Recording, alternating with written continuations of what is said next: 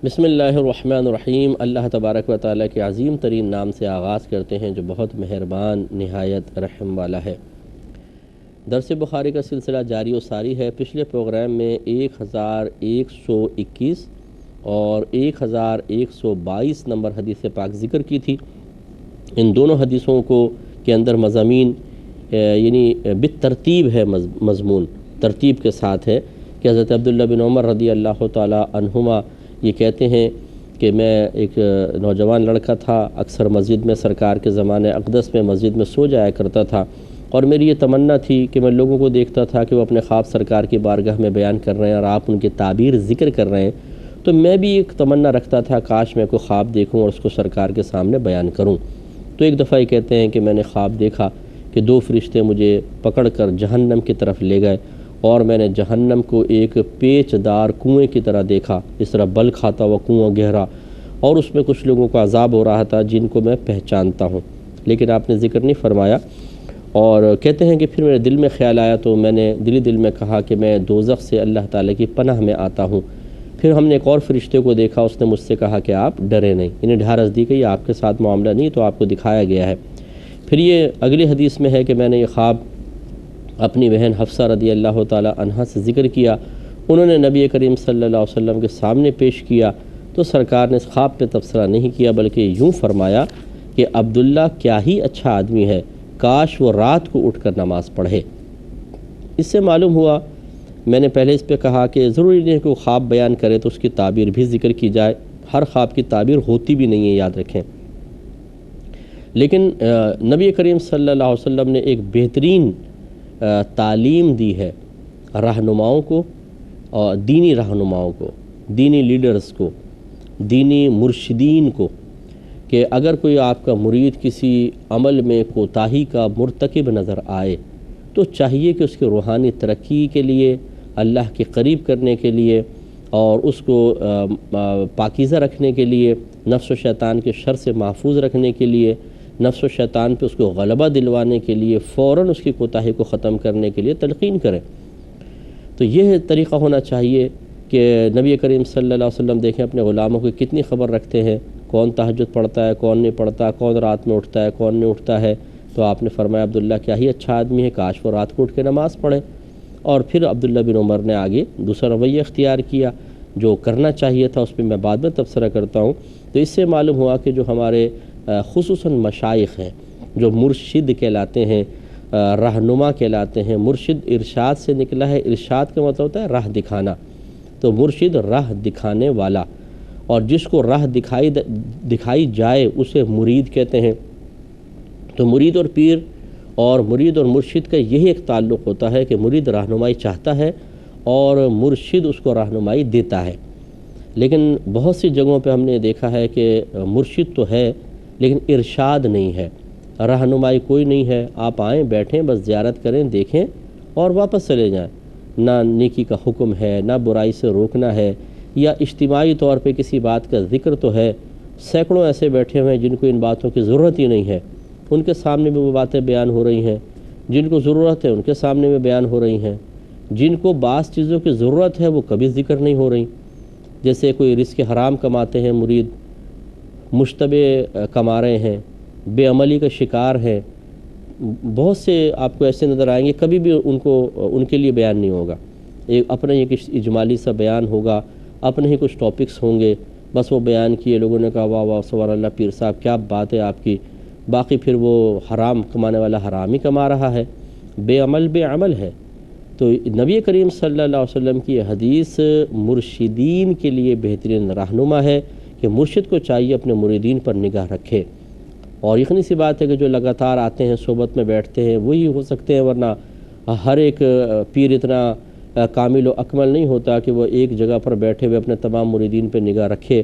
اگرچہ مریدین کو چلے حسن ظن قائم کر لینا چاہیے، لیکن حقیقت یہ ہوتی ہے کہ پیر کو تو یہ نہیں پتہ ہوتا بعض اوقات، بعض پیروں کو، کہ وہ مرید کے دل میں کیا چل رہا ہے، یعنی روشن ضمیری ہر ایک کو حاصل نہیں ہوتی ہے۔ تو اس لیے ضروری نہیں ہے کہ پیر سب کو دیکھتا اور جانتا ہو۔ یہ تو ہے نا کم از کم جو سامنے آ رہے ہیں، لگاتار آ رہے ہیں، ان میں ایک بے عمل آدمی آ رہا ہے تو اس کے بارے میں جستجو رکھنا، یہ بے عمل کیوں ہے، ایک آتا ہے مرید تو یہ کیسے کماتا ہے، کیا کرتا ہے، یہ ذمہ داری ہے مرشد کی۔ جب ایک شخص آپ کی صحبت میں لگاتار آ رہا ہے تو آپ قریدیں، اس سے معلوم کریں تم کیا کرتے ہو، کس طریقے سے کرتے ہو، اور انہیں ایسے علوم پڑھنے کی ترغیب دی جائے کہ جو ان کے اوپر فرض ہیں۔ اگر مرشد خود نہیں بتا سکتا تو کم از کم یعنی خود ہدایت نہیں دے سکتا، بیان نہیں کر سکتا، ٹائم نہیں ہے، بالفرض فرض کر لو یا اور کوئی عذر اور مجبوری ہے، تو ایسی کتب کی طرف رہنمائی کرنا اور ان کے پڑھنے پر زور دینا، ان کو یاد رکھنے پر، ان کے اوپر عمل پیرا ہونے کی سختی کے ساتھ تلقین کرنا، یہ مرشد کی ذمہ داری ہوتی ہے۔ ایک شخص اپنی آخرت کو آپ کے حوالے کرنے کے لیے آیا ہے، وہ چاہتا ہے کہ آپ اس کی ظاہری اصلاح کریں، باطنی اصلاح کریں، اللہ کے قریب کریں۔ اب یہ بھی ہوتا ہے بعض اوقات کہ بس ایک اتنا تعلق رکھنے کے لیے آتے ہیں، بس دعائیں لینے کے لیے، باقی اور عمل کے نہ کہو، کہیں گے تو اس پہ عمل بھی نہیں کرتے، لیکن یہ اس کا اپنا فعل ہے۔ پیر کو تو چاہیے جو اس کی ذمہ داری ہے وہ تو پوری کرے نا۔ انبیاء علیہ السلام کو دیکھیں، انہوں نے جب تبلیغ کی تو کیا سامنے سب نے قبول کر لی؟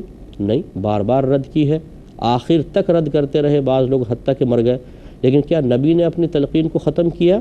نہیں، کیونکہ ان کا فرض منصب ہی یہی ہے، وما علینا الا البلاغ۔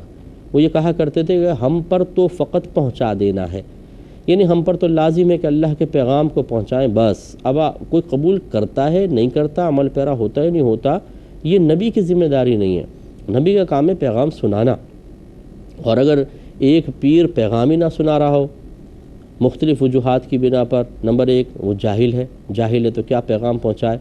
جاہل نہیں ہے، صاحب علم ہے لیکن غافل ہے، اسے یہی نہیں پتہ کہ مریدین کی کیسے تربیت کرنی چاہیے، کیسے الف سے لے کر یہ تک ان کو پہنچانا ہے، A to Z کیسے پورا ہوگا، کچھ پتہ نہیں ہے، گدی پہ بیٹھ گیا ہے اور پتہ نہیں ہے کچھ بھی، یہ بھی ہوتا ہے۔ تیسرا یہ کہ معلوم ہے لیکن پھر وہی کوتاہی سستی کون کرے یار، چھوڑو۔ چوتھا پھر یوں ہوتا ہے کہ مرید جو ہوتے ہیں وہ قبول نہیں کرتے، یا بھاگنے کا خوف ہوتا ہے کہ زیادہ اگر میں سختی شدت کروں گا تو یہ بھاگ جائیں گے، تو پھر وہ نرم ہاتھی رکھتا ہے کہ چلو یہ مانے نہ مانے، کم از کم ایک گیدرنگ تو نظر آتی ہے، کیونکہ آج کل ہمارے ہاں بزرگی وہیں پہ نظر آتی ہے کہ جہاں پر پبلک کثیر ہو۔ یہ عوام کا ذہن بن چکا ہے کہ جہاں پہ زیادہ لوگ نظر آئیں تو لوگ کہتے ہیں کہ بھئی یہاں کچھ ہے تبھی اتنے لوگ ہیں، حالانکہ یہ کوئی حقیقت نہیں ہوتی ہے اور یہ کوئی معیار شرع نہیں ہے۔ بعض انبیاء علیہ السلام اپنی قوموں میں آئے اور ان پر صرف ایک شخص ایمان لے کر آیا، باقی پوری قوم نے، پوری امت نے ان کے پیغام کو رد کر دیا، تو کیا اس سے نبی کی بزرگی میں فرق آیا؟ اور کیا میدان محشر میں ان کا مقام ان پیروں سے بھی کم ہوگا جن کے لاکھوں مریدین ہیں؟ معاذ اللہ ثم معاذ اللہ، ایسا تو نہیں ہو سکتا۔ اگر یہ نبی بروز قیامت صرف ایک امتی کو لے کر آئیں گے تب بھی ان کا مقام تمام امتوں سے زیادہ ہوگا، یعنی نبیوں کے حلقے کے اندر یہ ہوں گے، اور نبی کا مقام یقیناً بلند و بالا ہوتا ہے۔ اصل چیز پبلک نہیں ہوتی، اصل چیز انسان کا ظاہری حلیہ نہیں ہوتا کہ مالائیں ڈال لیں، زلفیں بڑھا لیں، انگوٹھیاں پہن لیں۔ بارہا ہم آپ کی خدمت میں ذکر کر چکے ہیں کہ ان اکرمکم عند اللہ اتقاکم، اللہ تعالیٰ فرماتا ہے کہ بے شک تم میں سے اللہ تعالیٰ کی بارگاہ میں سب سے زیادہ عزت والا وہ ہے جو تم میں سب سے زیادہ پرہیزگار ہے۔ اصل چیز پرہیزگاری ہے۔ اب اس کے پاس ایک آدمی بھی نہیں آتا، یہ اللہ کی بارگاہ میں مقبول ہے کیونکہ پرہیزگار ہے، اللہ کی بارگاہ میں عزت والا ہے۔ ایسے آدمی کو تلاش کرنا چاہیے۔ بہرحال اب یہ میرا موضوع تو نہیں، لیکن میں یہ گزارش کرتا ہوں اس حدیث کے حوالے سے کہ جو مرشدین ہیں یہ اچھی طرح یاد رکھیں کہ جب مرید آپ کے ہاتھ چومتا ہے، پاؤں چومتا ہے، آپ کے سامنے ادب سے بیٹھتا ہے، بالکل ایک غلام کی طرح کہ آپ نے اس کو خریدا بھی نہیں ہے، پھر بھی وہ غلامانہ آپ کی خدمت کرتا ہے، ادب سے احترام کرتا ہے، ادب کرتا ہے، حکم مانتا ہے، آپ کے لیے عزت میں اضافے کا سبب بنتا ہے، تو یاد رکھیں کہ پھر مرشدین کی بھی آخرت میں پوچھ گچھ ہے، ان سے بھی سوال کیا جائے گا۔ ثم لتسألن یومئذ عن النعیم، اللہ تعالیٰ فرماتا ہے پھر ضرور تم سے نعمتوں کے بارے میں سوال ہوگا۔ ایک گدی پر بیٹھ کر جتنی نعمتیں حاصل ہو رہی ہیں اس کے بارے میں کویسچن ہوگا کہ تمہیں ایک منصب ملا تھا، اللہ نے تمہیں مقام عزت پہ بٹھایا تھا، تو بتاؤ جو تمہارے سامنے لوگ تھے ان کی کیسے تم نے اصلاح کی، کس طرح تربیت کی؟ اگر تربیت کے اہل نہیں تھے، اصلاح نہیں کر سکتے تھے، تو کیوں اس گدی کے اوپر بیٹھے، کیوں اس منصب کو لیا؟ تو آج تو مطلب بہت آسان ہے، مطلب گدیاں خلافتیں بٹ رہی ہیں، کوئی بھی خلافت لے لے اور آستانہ کھول کر بیٹھ جائے۔ آستانہ کھولنا آسان ہے، ایک پرہیبت سا ماحول بنا کے پبلک کو نفسیاتی طور پہ مروب و متاثر کر کے جمع کر لینا بہت آسان ہے، لوگوں کی نفسیات سے کھیلنا بہت آسان ہے، ان کی سادہ لوہی سے فائدہ اٹھانا بہت آسان ہے۔ یہ میں ڈبے اور جعلی پیروں کی بات کر رہا ہوں، اچھے پیروں کی نہیں۔ یہ بہت آسان ہے، لیکن میدان محشر میں اس کا حساب دینا بہت مشکل ہے۔ اگر کوئی یہ سمجھے کہ جیسے دنیا میں یہ عام سادہ لوگ مفلوج سوچوں والے، مفلوج فکروں والے اور جاہل قسم کے لوگ اپنے سادہ لوہی میں مجھے عزت دے رہے ہیں، تو میدان محشر میں بھی میرے ساتھ ایسی ہوگا کہ بڑا مقام عزت پر ہوں گا اور جنت میں چلا جاؤں گا، تو معذرت کے ساتھ اللہ تعالیٰ کا معیار جداگانہ ہے۔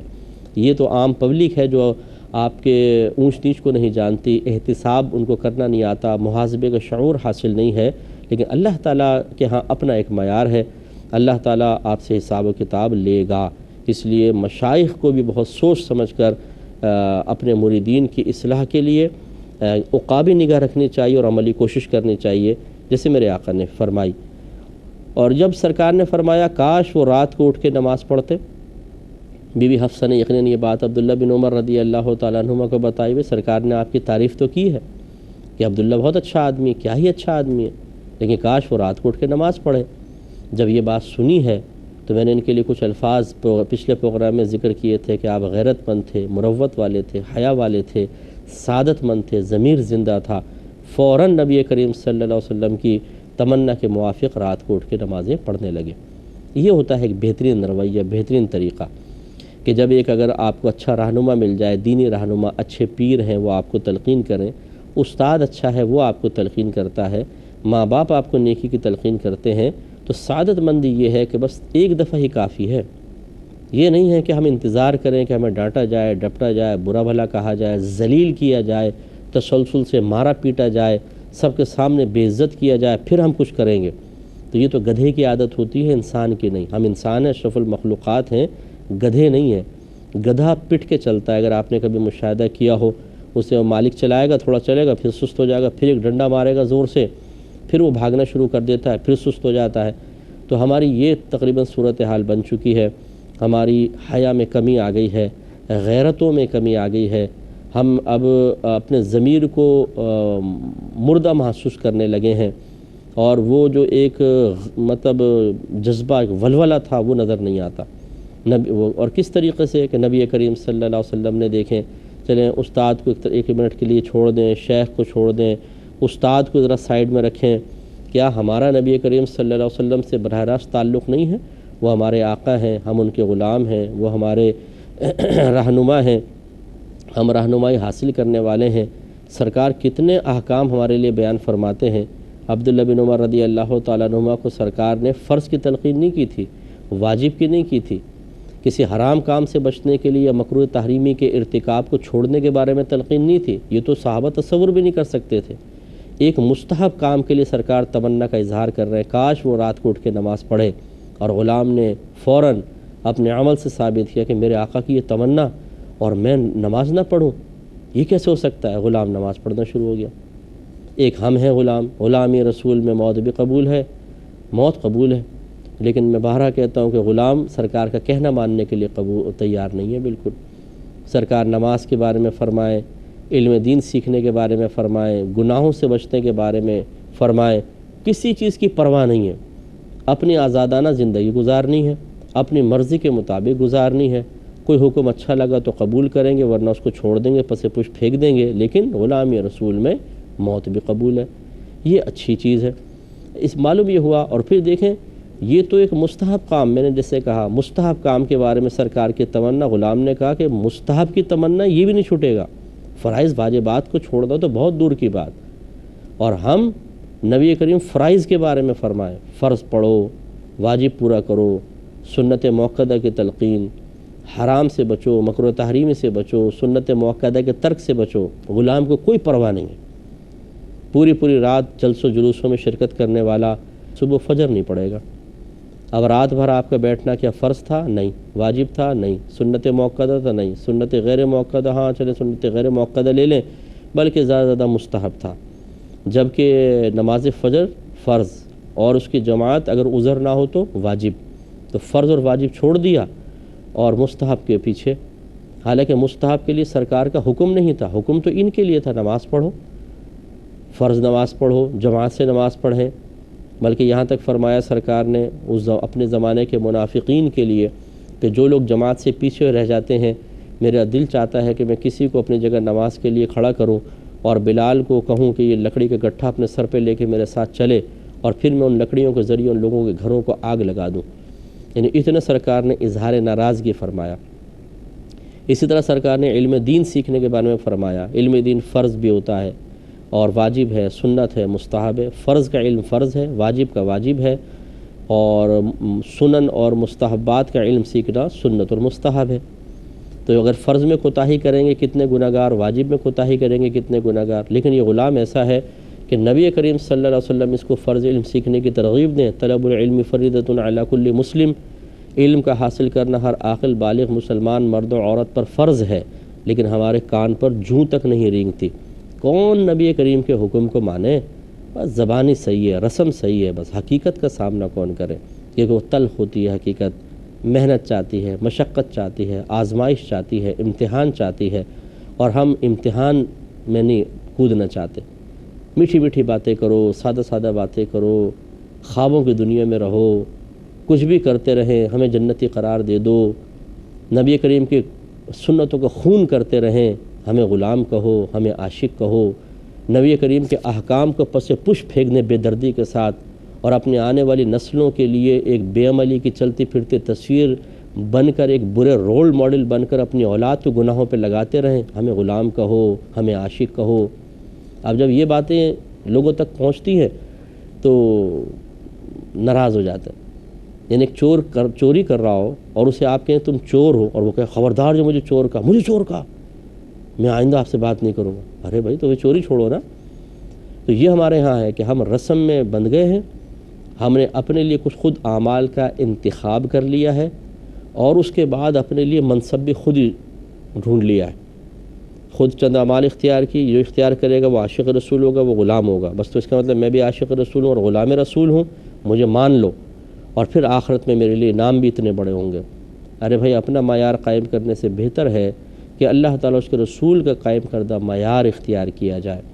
غلام کسے کہتے ہیں، عاشق کون ہوتا ہے، اس کی علامات کیا ہیں، ذرا یہ سیکھنی چاہیے۔ سب سے بڑی غلام کی علامت، اچھے غلام کی کامل، اور کامل عاشق کی علامت یہ ہے کہ وہ اپنے عاشق اپنے جس سے محبت کرے گا اس کا، اور غلام اپنے آقا کا حکم مانے گا، اس کی اطاعت کرے گا۔